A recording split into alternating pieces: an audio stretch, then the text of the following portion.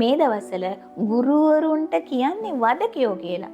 ගහන එක නවත්තන්න කිව්වට පස්සේ පිස්සුවෙන් වගේ හැසිරෙනවා කියලා මම දැක්කා. ඊටාම නින්දිත විදියට ගුරුවරුන්ට කතා කරලා තියෙනවා.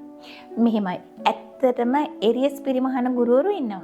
ගුරුවරු විතරනේ ඕනෑම තැනක ඕනෑම ආයතනයක ඒ වගේ කොටසක් ඉන්නවා. මගේ කාලේ මටත් එහෙම අත්දැකීම් තියෙනවා. එක ගුරුවරයෙක් ඉඳ ජීවිතේ පවා එපා වෙච්ච අවස්ථා තිබ්බා. ශේෂ්ත්‍රේ ඊටාම අතලොස්සක් ඒ වගේ එරියස් පිරිමහන ගුරුවරු ඉන්නවා. නමුත් ඇයි දෙයනේ කතා කරන්නේ නැත්තේ?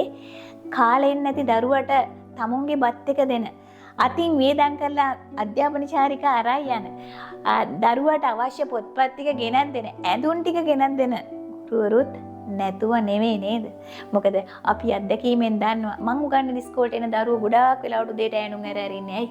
උදේට කාලා නැහැ. උදේට කන්න විදිහක් නැහැ. සමහර වෙලාවට අම්මලා නැහැ, අම්මා තාත්තලා නැහැ.